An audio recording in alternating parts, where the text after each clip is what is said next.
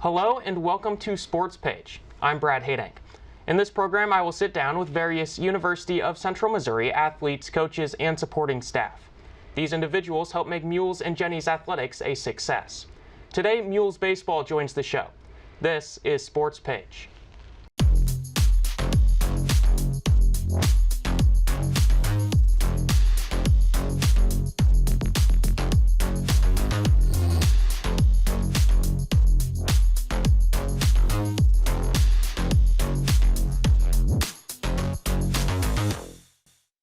Our first guest today is Mules Baseball head coach Kyle Crookes.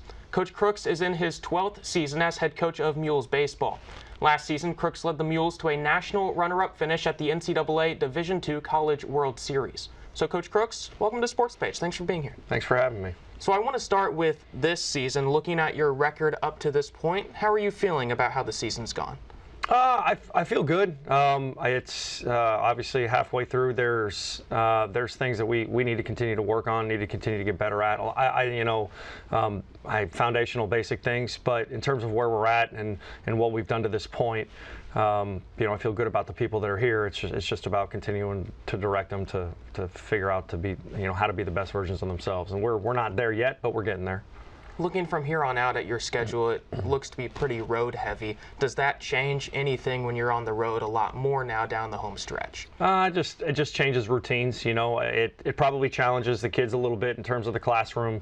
We're probably 3 weeks out from school, graduation, things like that happening.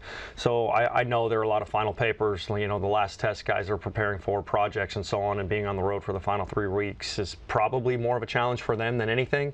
And then for us, coaching staff wise, it's changes some things recruiting wise, just in terms of planning that, and then how we just got done talking about how you manage your time with your family, how you get an opportunity to see them when you can, because you're going to be on the road for 3 to 4 days for sure, which means time away from them. So you don't want to punish them for what the road schedule is. So trying to figure out a way to balance all those things. You talked about graduation. How does that work out when you have guys who will be graduating but the season rolls on?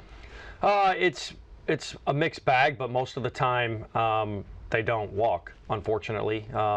And we've done ceremonies on our own in hotels, and honored the accomplishment that is.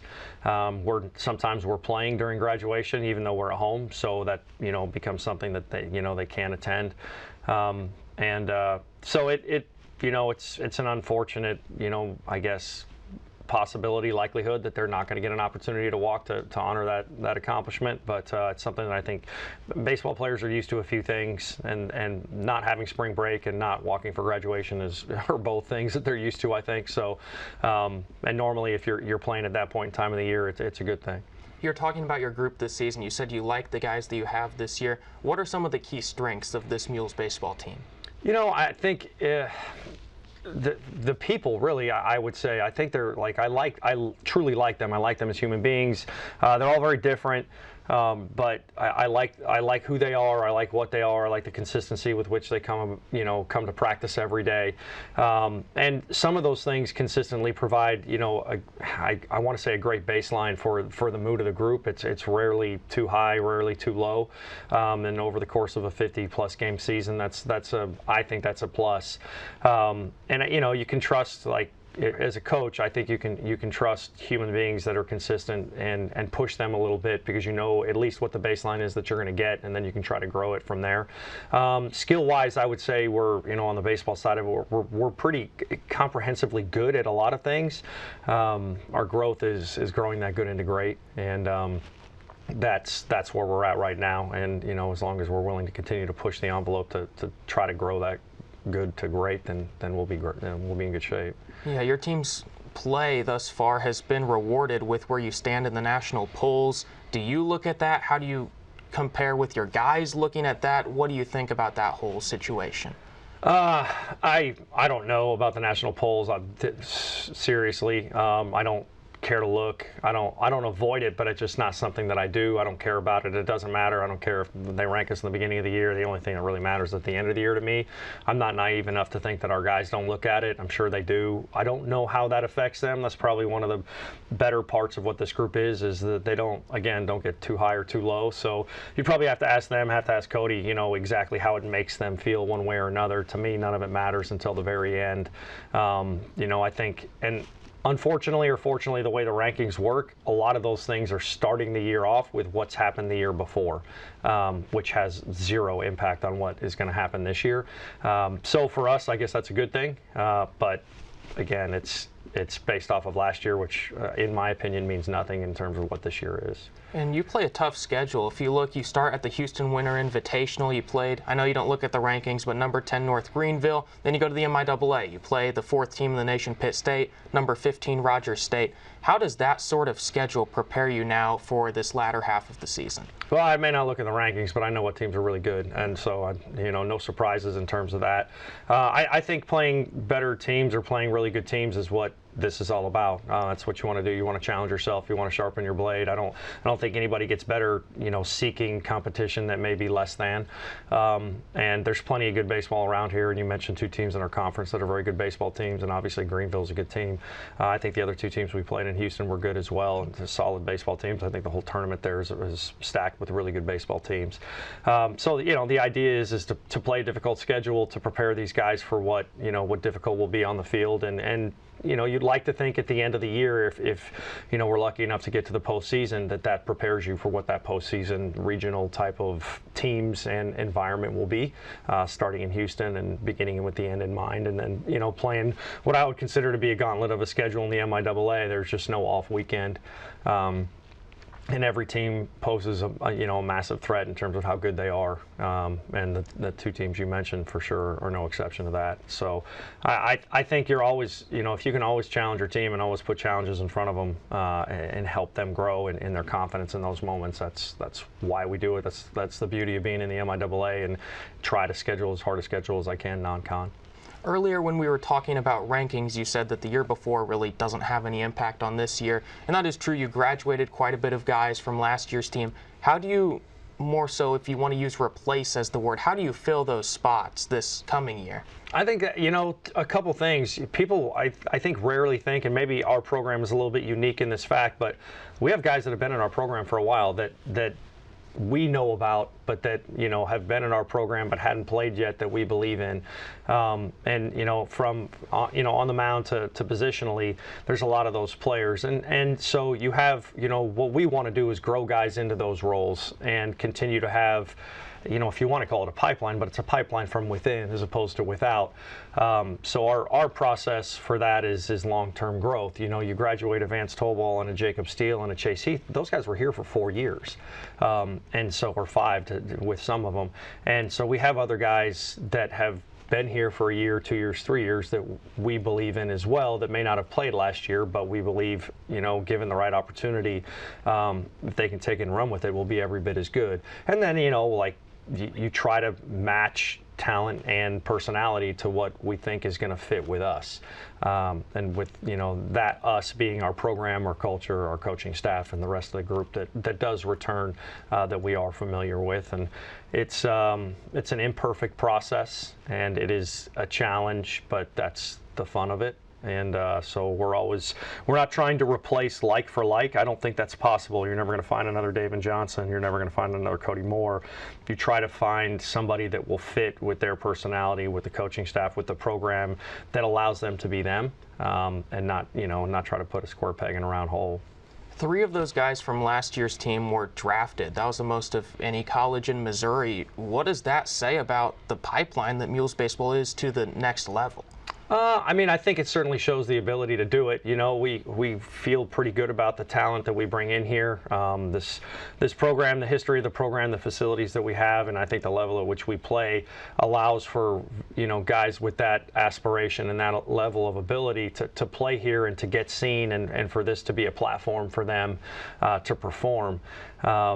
And I think this program's been doing that for quite some time, and it's not any different now. That's not new. There were 5 guys drafted in the top 5 rounds in 2007, I believe, or maybe it was in 2005. But draft picks coming out of University of Central Missouri is not new.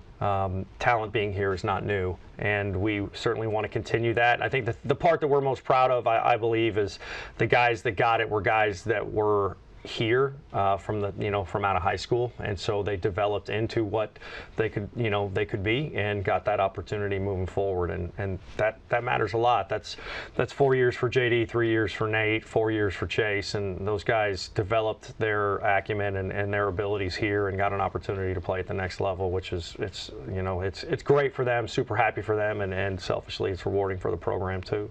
You're talking about building guys up from within your program. Now that the transfer portal is more pronounced, how does that affect things within Mules baseball? I think it's temptation, but and certainly there's something to be said for a mature baseball player, and a mature athlete in general, somebody that's been there and done that.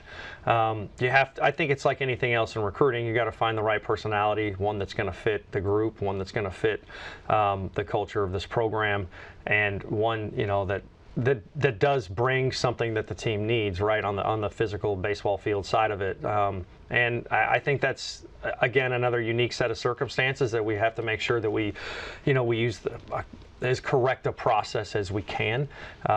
Because I think there's some temptation to just jump into the portal and grab a guy that's been at a quote-unquote D1, which doesn't always mean certainly doesn't always mean a better program or a better place. I think it's like anything else. As a coaching staff, we have to exercise caution and really do our work to make sure that we're getting the right people and getting the right talent and getting the right positions. And whether it's from the portal or from high school, I think the difference there is maybe the scars and the experience that those guys from the portal may have could benefit for sure, but it's going to be at different places, having different head coaches, having had different things taught to them, and in different environments, and making sure that carries over, and that's something that fits into what ours is probably as much of a challenge as anything. So as the high school players making an adjustment, probably physically, maturity wise, and in those ways, and literally just growing and maturing as a human being. The transfer portal presents the other issue of somebody that may be a little bit more finished a product, and that transition's different because now you're trying to really match personalities, ones that are less likely to change or morph, and so you better get that right. So it's another pool that you can dip in. It's not bad. It's not good. It's just another option, and that's what the world is now. So we're a part of it. You talked about talent, but you also put a big emphasis on personality. When you are scouting, whether that is a transfer or a high school player, what are you really looking for out of that player? I think first and foremost, that's interesting. I guess it depends, as a pitcher versus a position player. But personality is a big part of it, and how they interact with their teammates, how they perform in moments. Typically, the players we're recruiting, whether they're transfers or high school kids, are going to be the best players on their team. So typically, they're going to be the ones that their team is depending on to perform. That's a hard place to be, but that's one that's very similar to what they're going to get here in this uniform too.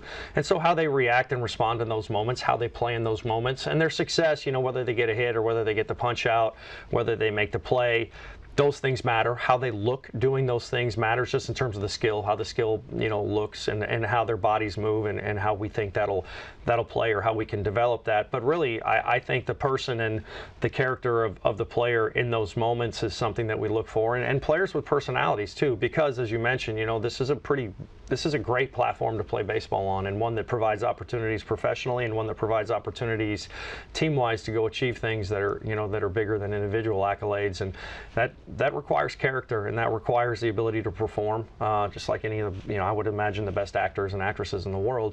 You've got to have that ability, and there's a certain something within somebody that really is able to perform when the lights are the brightest, and that takes personality. That takes personality traits and courage and some character, and finding guys that aren't afraid to perform on stage is part of that, along with the skill of whatever we're looking for in terms of the hitter or the defender or the pitcher, and then is that skill something that we can scale and grow. And Coach, we're about out of time, but before we go, I want to ask you, looking at last year's team, runner-up in the Division II National Championships, looking at this year's team, what will it take that you saw from last year's team to get back to that point? I think for this year's team, pretty unique. We're different. We're capable of doing it. It would be differently. Last year, I guess that doesn't matter. It's done. This year is going to take like consistency of every person in the uniform. We play a lot of people. We utilize a lot of people on the pitching staff in terms of the mound. You know, it's probably an average of 6.5 to 7 guys per game. That's a lot.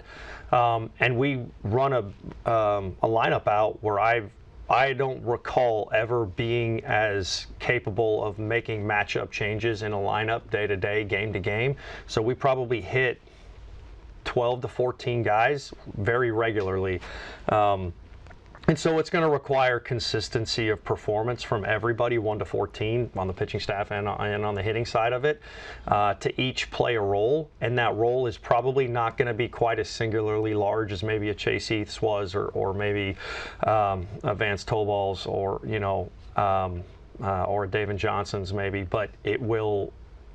The sum of the parts will be as good, or can be as good, if all of them are doing it. If not, I think the ability of our team really, that's where you start to find the cracks. So we have to be consistent up and down, 1 to 40 really on our roster, because we use everybody and we're depending on everybody to do their job. Now their jobs are all probably maybe a little bit smaller in comparison to what we've asked other guys to do in the past, but they're all capable of doing it. So now it's just finding that consistency of performance with everybody and making sure that they're comfortable in their roles. Well, Coach, thanks for the time today. We appreciate it. Of course, thank you. We're going to take a quick break. Mules catcher Cody Moore joins us right after this. Welcome back to Sportspage. In this next segment, we are joined by Mules baseball catcher Cody Moore. Cody is a senior who is a native of Shawnee, Kansas. He leads this Mules team with 5 home runs. Cody, welcome to Sportspage. Thanks for being here. Thank you for having me. So I want to start with the home run stat. How does it feel to be, how's the power been going for you this year? It's actually been like one of the weirdest years I've ever had, to be honest, because I've never really been a home run hitter. And also, too, it's kind of weird to have it be a part of a team where 5 home runs is the leader. But, I mean, I'll take it, so it's all good. Unfortunately, in my baseball days, I was never fortunate enough to hit a home run. Maybe a little league home run, like single and 3 errors. But how does it feel to hit a home run? How does that feel? I need to know. So usually off the bat, you kind of have a good understanding of it, and you start jogging. And usually when we hit second base, we hit the bullpen with that right there. And I mean, that just I don't know, adrenaline rush for sure. You kind of black out sometimes depending on the situation, but just seeing your teammates and, I don't know, hearing everybody cheer for you is kind of cool a little bit. Last year, I got to interview Vance Tobal from Mules Baseball, and as you know, Vance hit a lot of home runs. One of the things I asked him was if he remembered his first home run ever. This might be the answer I've gotten. The kids call it aura. That's probably the most I've had in an answer. He said he has no idea when his first home run was. Do you remember yours? Oh, gosh. I think so. I think I was playing machine pitch at 3 and 2 in Shawnee, and yeah, I don't really remember much of it, but I just remember I think that was my first one I've ever hit. And then last season, Chase Heath was a fellow catcher on the team. He ended up getting drafted into the Cardinals system. What is that like to see one of your teammates who you would have worked closely with get drafted? No, Chase was awesome. He was fun to be around. I couldn't be more happy for him. I still talk to him. Me and him will call every here and there, but I couldn't be more excited for him, and he's doing some great things down in Florida right now. And how closely do you really work with the other catchers on the team? A lot. We all work together. We're kind of like our own little group because we get separated when we do defensive stuff. So we do our own little group time, and we're so close with each other, and it's fun working with each other because you get to learn, see how everybody does their thing, and you kind of take bits and pieces from everybody. And one of the things people may wonder, if you look at a Little League catcher, their free hand is always behind the bat. Yeah. Now, I know that's not necessarily the case at higher levels. It's kind of sitting behind the glove there. Talked to my brother who was a catcher. He said it's like a blind spot. You shouldn't really be hit there because you should catch the ball. Is that really the logic behind that? Kinda-ish. I mean, it's kind of like a 1 in a million, I feel like, other than Chase Heath getting hit in there last year and breaking his thumb. But, I mean, just tuck it, protect yourself, use that chest protector and protect yourself. Yeah, and talking about that sort of thing, I'm sure that helps your pop time. And if people don't know, pop time is from when you catch the ball as a catcher to when it hits the second baseman's glove when you're trying to get a guy stealing. What's that pop time at right now? I think from Tuesday it was a 1:93. So that was my good pop time. So what do you do to try to get that down? What kind of workouts, I'm not sure, goes into getting that time down? So for me, it's all about like rhythm and timing. So like the smooth is fast and fast is slow type deal. So trying to be smooth as possible and having great timing and good exchange between getting the ball from my glove to my hand and just being able to throw from there. And you'll see some guys throw from their knees. You'll see some guys pop up and throw. Do you do both? What's the difference there? I do both. Yeah, it just kind of depends on the pitch and situation we're in. So usually if it's a lower pitch, go from the knees. If it's higher, it's already tailor-made for you to stand up and chuck it. And the catcher at least relays the signs. Do you call the game back there, or does it come from the dugout? It comes from the dugout. Comes from Eli, yep. So when you get shaken off, does that happen a lot? What's the reaction there? Not usually, but if it does, it's the pitcher's game. So if he wants to throw something and he's comfortable with it, I'd rather have his confidence than what I think would be better. And you talked about the pitcher's game. There's a lot of pitchers on a roster, guys throwing different pitches. How do you get in rhythm with that? Is it the same signs for each guy? Do you have to know each guy individually? How does that work out? So I'd say catching bullpens during practice is like one of our big things, getting to know your pitchers and everybody like that. We do a really good job of catching everybody on the team, so that way when they do come in the game, you're not like, oh my God, what does this guy throw? It's, all right, I'm ready for this. I've already prepared enough for it. And in your whole entire baseball career, it doesn't have to be at UCM, has there been a pitch that's been thrown to you that's just incredibly hard to catch? I'd say Chris Massey's knuckleball last year. That was one of the hardest ones I had to catch.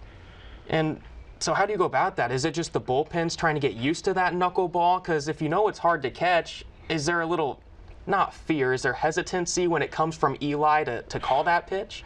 Definitely so, but I mean, it's only like, I guess we'd only call it if we're up by a lot and maybe he's in, or where he's just wheeling and dealing. But I mean, kind of just say a prayer before you go down and try to catch the ball. And one of your key roles as the catcher, you really command the team. You have to, when your pitcher's maybe not doing as well, you need to go out there, calm them down. When you go for a mound visit, what's being said out there? I just try to go out there and make them laugh a little bit. Ask them like what they're doing, how they feel, maybe tell a little joke or something. Just more than anything, calm them down, get the nerves to just kind of quiet down, and then we'll go from there and we'll have a plan of attack for the batter that's coming up, and we're just going to follow that plan. And one of the unique things to a catcher is you kind of end the I.O. with the catcher pop. I see Coach Crookes, sometimes he'll hit a catcher pop to second base. Yes. Has he gotten that under control? How do you feel about the Coach Crookes catcher pops? Coach Crookes is really good at catcher pops when the wind's blowing in. I'd say that's his best because the ball will come back. If the wind's blowing out, you might be running for a bit. So he's gotten better though. He's gotten better over the season.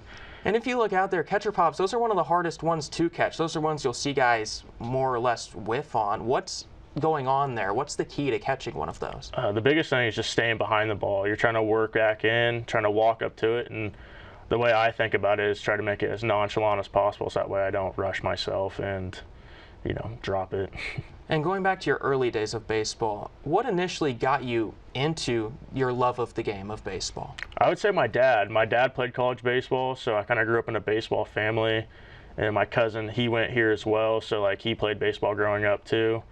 So I think just watching my dad take me to baseball games and then watch my cousin play really got me to fall in love with the sport. And not a lot of people want to be a catcher. What necessarily got you behind the dish? I think it was my dad, to be honest, because he was a catcher as well, so we would do catching drills growing up and then he would just help me out, and I think just seeing him and how he played the game helped me become a catcher. And transitioning from high school to college as a catcher, were there any big adjustments you really had to make?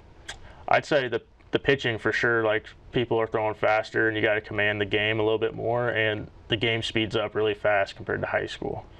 And early this season, to start off the season, you were at Dyken Park in Houston, Texas for the Houston Winter Invitational. I know last year they used the automated ball strike system. Was that back in play this year down in Houston? Yeah, it was. Yep. So as a catcher, does that get you a pretty good feel for the zone? Because you're catching these pitches that are being challenged by the other team. Mm-hmm. Yeah, so for sure. There's times you would get ball strikes or balls at Dakin, and then there'd be times they're called strikes here in Warrensburg. So you kind of get a feel for how good the umpires really are at the next level. But yeah, seeing them challenge and seeing them being balls and stuff or strikes, it's pretty crazy how good the umpires really are. Did you get to challenge a pitch either as the catcher or as a hitter? Did you challenge any? I did. I challenged 2 of them and I lost both of them.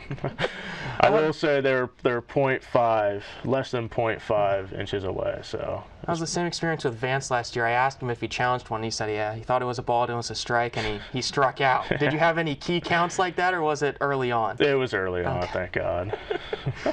Mules Baseball, I want to ask you about the team as a whole. Always one of the top teams in the nation. I was talking to Coach Crookes about it, and he said, I'd have to ask you, do you look at the rankings? How does the team gauge where Mules Baseball is ranked?